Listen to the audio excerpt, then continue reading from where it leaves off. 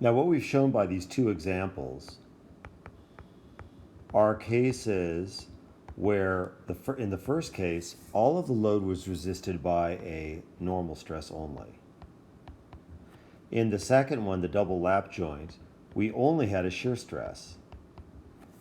And those are very, very common. I've inserted a couple of pictures of a rock climbing bolt. Both of these are from the same exact case, so both are what is known as a rock climbing bolt. Actually, they're really not known as that. They are bolts used in the activity of rock climbing. And actually, this is the bolt. This is something called a hanger. And it is a very, very common piece of equipment. There are tens of thousands of these scattered across the United States, and people rely on them to save their lives, basically. They're used as part of the safety system that climbers use. And in this case, what's done is we can kind of sketch this off to the side. If there is a rock cliff right here, then a drill is used to drill a hole in the rock like so. And then this bolt is pounded in, so it goes inside of that. And you can tell there's a couple of pieces of equipment. It basically relies on friction. We won't bother going into those details. But then this threaded end comes out. And then the hanger comes here. And then you can tell that there's a spot for you to clip another, there's a little bit of a hole to clip another piece of protection. But in this case, what happens is if the climber falls, there's a load that's being generated this way. And this is actually a relatively complicated problem because the bolt is pre-tensioned. And so there's actually a combination of normal stress, frictional stresses, and so on. So it's not as simple as it might appear. But in any event, at some point along this cut, there is a load that goes into the bolt. And so if we look at a cross section that looks something like this, then what happens is there's a load that is being transferred into a shear that looks something like this. So we do get a be limited then. So we have this tau, which is equal to the total load then divided by the pi d squared divided by 4, the pi r squared of that particular bolt.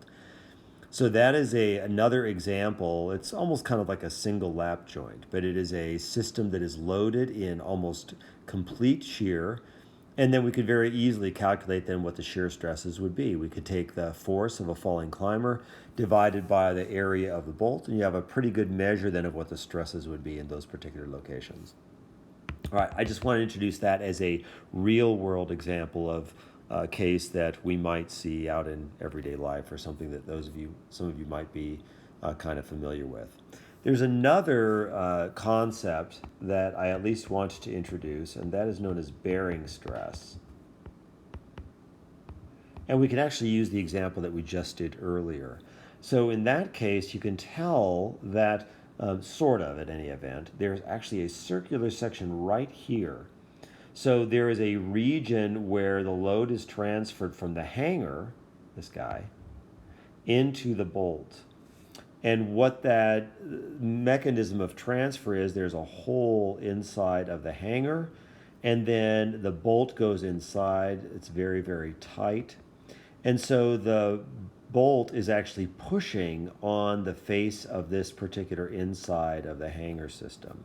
So if we're to draw it in a little bit more detail, let me see if I can do it like this, then what's really happening is there is a stress that's pushing on the inside of the hanger that looks like this. And that is basically called the bearing stress. Now, in reality, that's a very complicated stress field. So what we typically do is we get away with that by basically looking at not this curved area that we've got on the inside of that bolt. Instead, and again, you get the same thing by, taking an engagement ring and pulling on it, something like that, on your finger. Anything that has kind of a circular area like that. Instead, what we do is, if there is a section that looks like this and it has some sort of width associated to it, then we take a look at the projected area instead. So it's that area that we use rather than the inside curved area.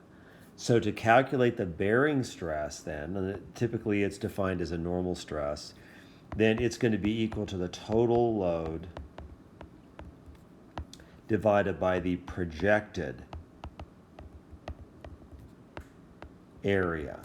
By projected, we mean this little rectangular section that's representative then of that inner face of the circle.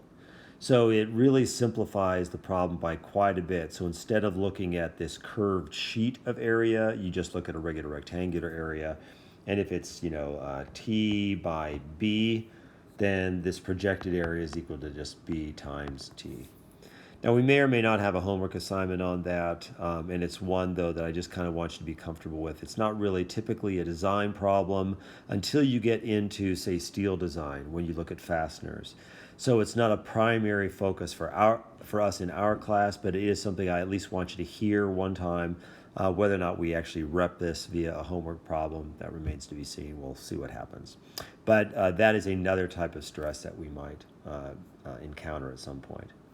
Well, now that we've got some examples of structural or solid systems that are loaded that generate only shear or only normal stress, let's go to another more complicated problem that actually has both. And this we call stress on an inclined plane. Stress on an inclined plane. Now, I wish it were a pithier title, but we're going to have to deal with that. And we're actually going to start with a very similar geometry that we started with earlier. We're going to take a rectangular section, like so, and it's loaded like this, like so. Now we're still going to put only an axial force on it, but let's give this a couple of labels. Let's call it, it's going to be B wide by H high. And we're loading it with P. Now, again, there's P on the back face as well. Now, earlier what we did was we made a cut straight through like this. We chopped it perpendicular to the load, and we found that there was only a segment. It was P over A. Now, I'm going to redraw this from the side, like so. So again, there is our P. There's our back P. That was our original cut that we had earlier. But now what we're going to do is we're going to make a cut at an incline that is no longer going to be vertical. Now, I'm going to give you a hint that is going to be very useful to you as you work your way through your mechanics classes at CSU.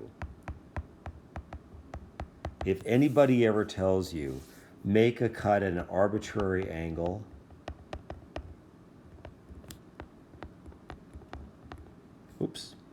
an arbitrary angle.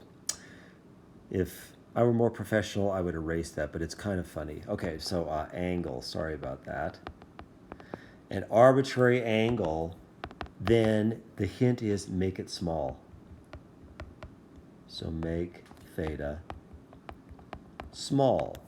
So I'm going to make a cut that's really just a little bit off the vertical. There we go. So that's going to be our inclined plane. So that is going to be our cutting plane.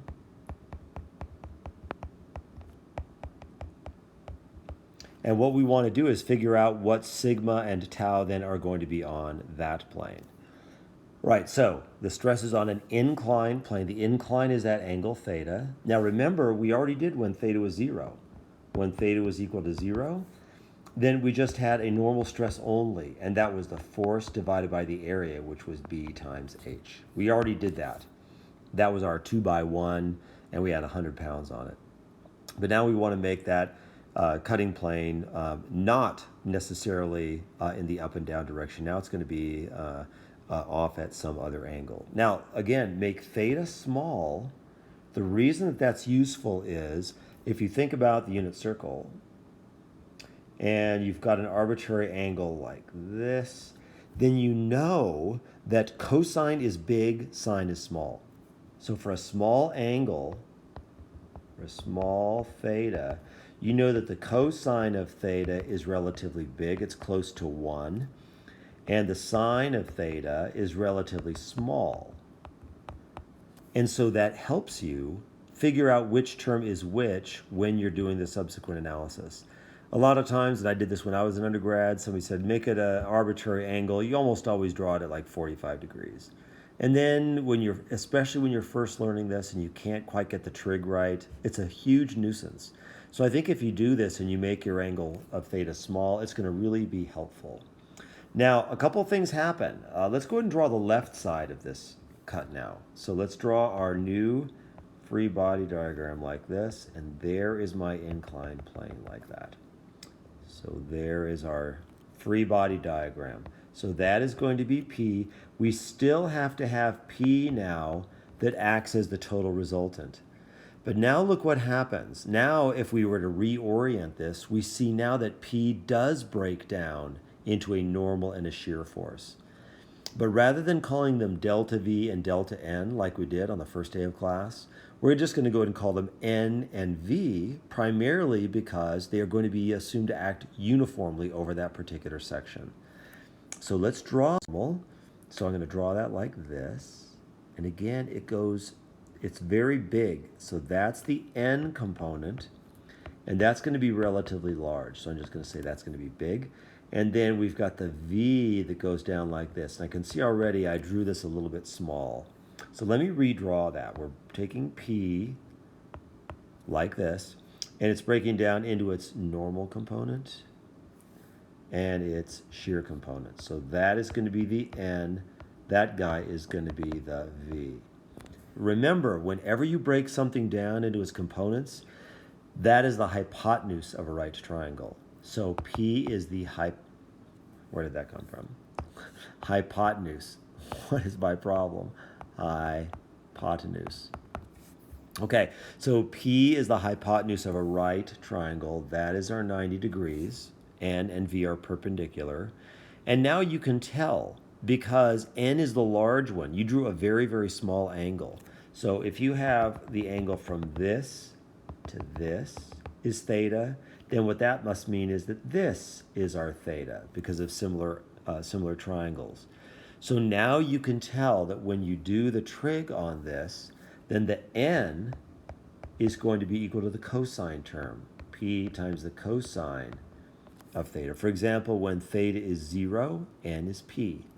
V, on the other hand, is going to be the smaller one. That's going to be P times the sine of theta. And that's where our small angle is really going to help. So small theta is good. It really helps us break that down. And that's where we'll end our part C for today. That is going to be